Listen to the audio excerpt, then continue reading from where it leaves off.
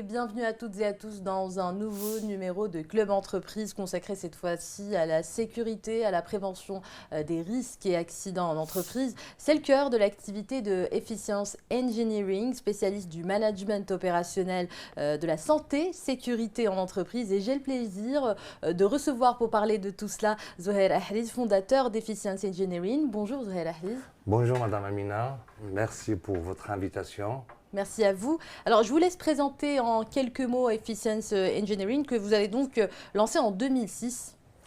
Tout à fait, Efficience Engineering a été lancé en 2006, comme vous venez de le dire. Je travaillais dans une industrie lourde où on avait quand même pas mal d'accidents, pas mal de risques industriels. Et c'est cette situation qui m'a poussé à réfléchir, à créer Efficience et de pouvoir contribuer avec d'autres entreprises, apporter le savoir-faire que nous avons appris dans cette entreprise, l'apporter à d'autres entreprises marocaines. Donc tout est parti de ce constat que vous avez fait sur le terrain, donc avant 2006, en tant que collaborateur à l'époque d'un groupe dans le secteur des matériaux de construction. Donc c'est là que vous avez pris conscience du problème.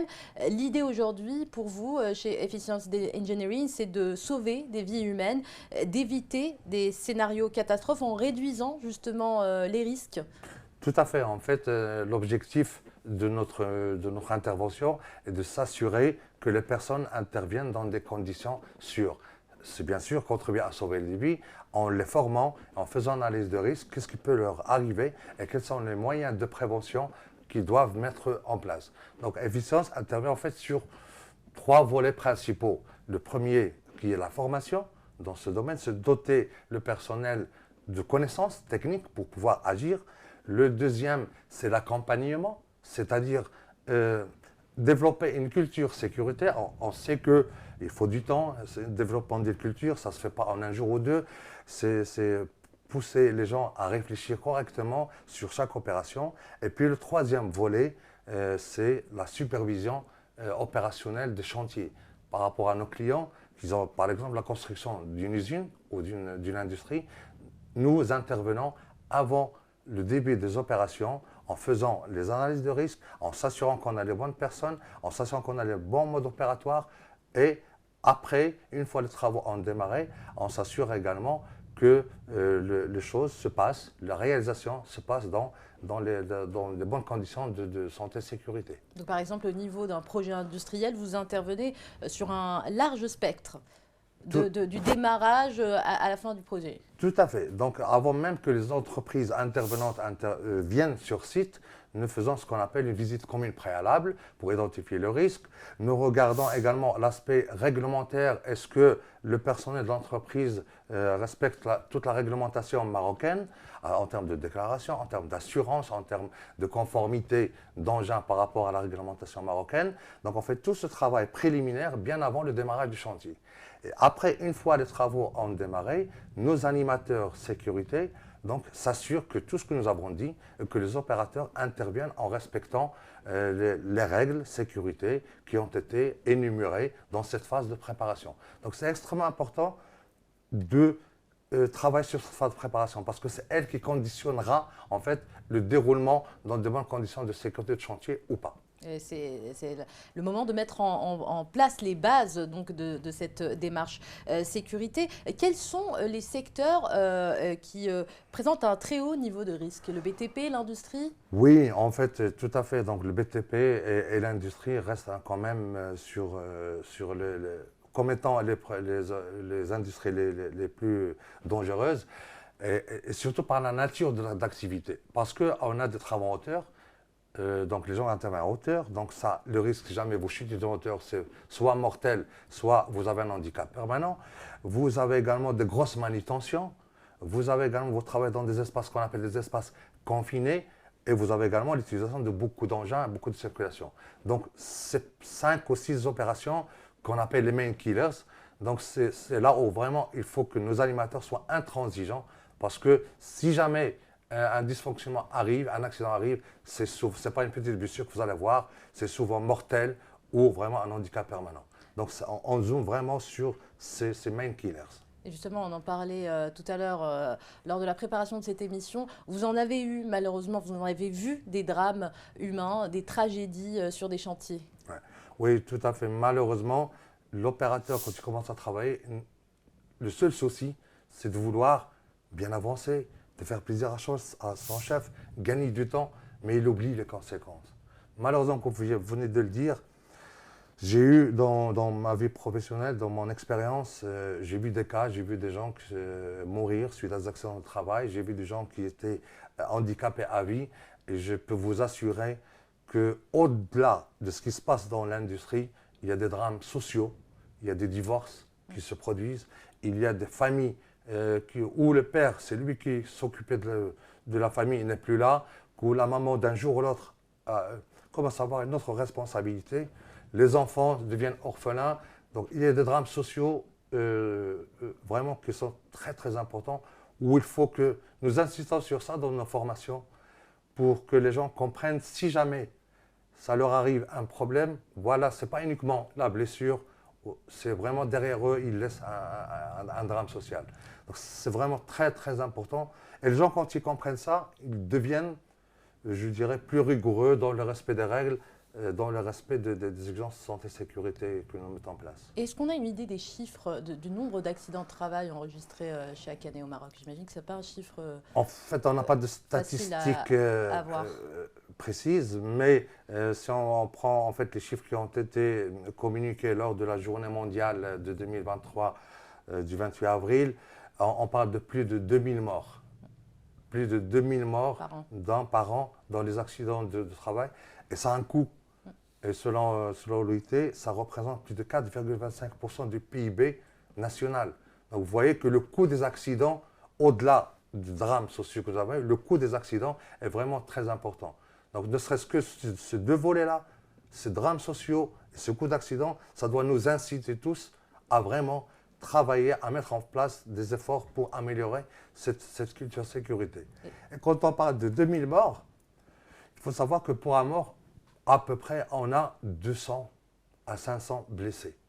Donc sur l'iceberg, donc on ne voit qu'un mort, mais derrière 2000 morts, c'est pratiquement l'équivalent de